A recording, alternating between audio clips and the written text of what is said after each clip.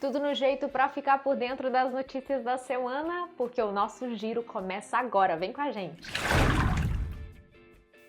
O giro de hoje começa com a notícia da falência da Livraria Cultura, que foi decretada pela Justiça do Estado de São Paulo. E essa é uma notícia que correu bastante, afinal de contas ela é muito importante, né? A Livraria Cultura é muito importante, tem uma história importante. Mas, antes da gente falar especificamente dessa questão, a gente queria voltar um pouquinho no tempo, porque isso que está acontecendo hoje com a Livraria Cultura envolve uma crise que vem de anos, que pode ser chamada como a crise das grandes livrarias. Essa crise foi motivada por uma série de fatores e envolveu principalmente a Cultura e a Saraiva. Só para citar alguns desses fatores para a gente criar um contexto aqui. A queda da venda de livros, isso acontece antes da pandemia, a gente está falando de um período pré-pandemia, em que houve uma queda por anos sucessivos da venda de livros. A consequência das dívidas que foram originárias do processo de expansão dessas livrarias e também do projeto das mega stores, né? Aquelas livrarias imensas que estavam nos shoppings e que tinham custos muito altos de manutenção.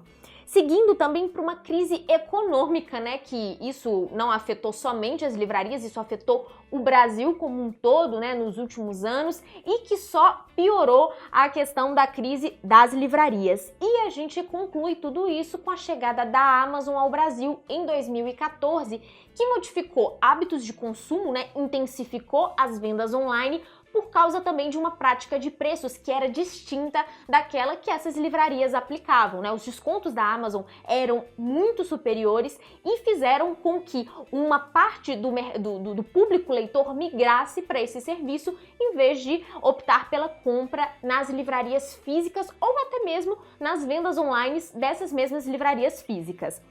E diante de tudo isso, a gente teve uma crise que mostrou que a situação dessas livrarias, e aqui a gente está falando especificamente da Cultura, né, afinal de contas é a nossa pauta, mas que mostrou que essas livrarias elas não estavam muito bem e quem sofria principalmente com isso eram os funcionários, afinal de contas vários direitos trabalhistas foram descumpridos, tem uma série de relatos nesse sentido.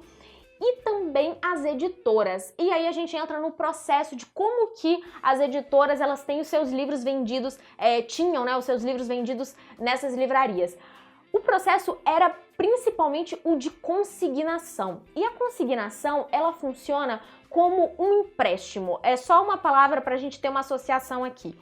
É como se a editora deixasse os seus livros ali na livraria para serem vendidos, só que a livraria só paga por esses livros caso eles sejam vendidos no fim das contas. A livraria, então, não está comprando esse montante de livros, ela está como se fosse pegando emprestado, ou seja, consignando e retendo ali aquele estoque que, caso seja vendido, vai ser repassado à editora. E o repasse foi um grande problema.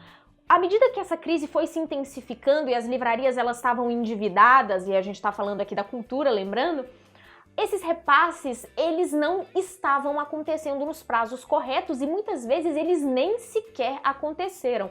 Tem vários casos de editoras que têm até hoje montantes retidos, né, nessas livrarias, repasses que nunca foram feitos e que chegam na casa do 1 milhão. Então, realmente é uma questão que foi muito séria e que até hoje respinga nessas editoras, causou determinados rombos, né, no orçamento de algumas editoras. E a gente está falando aqui de uma situação que se agravou por anos e que entra na justiça e agora a gente chega no momento atual. O juiz responsável pelo caso disse que a Livraria Cultura não teve êxito no processo de recuperação financeira da empresa. Então, a Cultura, ela não está conseguindo se responsabilizar pelas suas dívidas e não está conseguindo manter as suas operações numa sustentabilidade financeira diante disso. Essa é a motivação para declarar a falência da Cultura. Por outro lado, a Cultura disse ao Publish News que não acredita que essa é a solução. Declarar a falência não é o que eles objetivam, eles acreditam que tem outras formas de recuperar a economia da empresa e dizem que vão recorrer à decretação de falência que foi feita pela Justiça. E para fechar esse assunto todo, só para vocês terem uma ideia da dívida que estava declarada no início desse processo de recuperação judicial que a cultura pediu lá em 2018, o valor, gente, é de 286 milhões de reais em dívidas. Isso em 2018, quando esse valor foi declarado. Agora a gente vai lá para a França, porque na última sexta-feira aconteceu um leilão de um original do Hergé para a capa de Tintin na América, que é datado de 1942, é uma peça em preto e branco e que estava sendo leiloada pela primeira vez. Foi a primeira vez que essa peça foi à venda, né? Nesse caso, a leilão. E a expectativa era que o valor arrematado superasse um recorde de 2021 também de um original do Hergé. No caso, a pintura de capa de Lotus Azul, nesse caso era colorida, né? E que foi arrematada por 3,2 milhões de euros. No fim das contas, as expectativas não foram cumpridas porque esse material que foi leiloado no dia 10 não superou o recorde, mas o valor ainda assim impressiona, gente. Em menos de 3 minutos, a peça foi arrematada por uma oferta de 1,7 milhões de euros.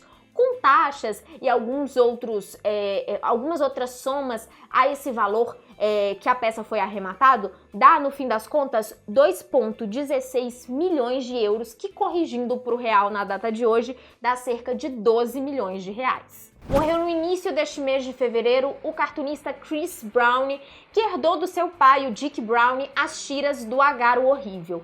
A nota foi dada pela própria família na Sociedade dos Cartunistas dos Estados Unidos e não trazia muitos detalhes, apenas que o Chris morreu aos 70 anos de uma doença bastante longa, né? Não trazia detalhes sobre qual foi a doença. O Chris assumiu as tiras do Agar em 1988, que foi um ano antes da morte do seu pai. Então, o Dick aposentou, o Chris assumiu as tiras do Agar e um ano depois, o criador, o Dick Browne, faleceu. No Brasil, as tiras do Agar, que completaram, numa coincidência um tanto triste, 50 anos no início deste mês de fevereiro, são publicadas pela editora LPM. Então você encontra a maioria dessas tiras naquela coletânea de bolso da LPM. Pré-vendas da semana para você ficar de olho nas pré-vendas que começaram nesses últimos dias. Vamos começar aqui com o Pente Quente, que é um quadrinho da Ebony Flowers que vai sair no mês de março pela Veneta, seguindo com 60 Primaveras no Inverno, que é o mais novo quadrinho da Aimee DeJong, que é a autora do Dias de Areia, do Táxi, que teve na CCXP no final do ano passado, e esse é de verdade o quadrinho mais recente da autora holandesa, porque ele saiu há pouco tempo, né, no final do ano passado, lá fora, e agora tá chegando ao Brasil em abril pela editora Nemo. Além da Aimee DeJong, quem está ao lado dela nesse quadrinho é a Ingrid Chabert, que é responsável pelo roteiro. A Devir está concluindo 2 séries agora, East of West e Black Science. As duas se encerram no volume 6, que deve ser publicado ali entre o final de fevereiro e o início de março. Lembrando, gente, que esse formato em que a Devir conclui séries ali no volume 6 tem muita relação com a adoção, né, daquele formato 2 em 1 para essas séries que teriam uma conclusão bem mais longa, né, e que vão sendo encurtadas, ou seja, tanto o East of West quanto o Black Science terminam no volume 6 agora, entre fevereiro e março.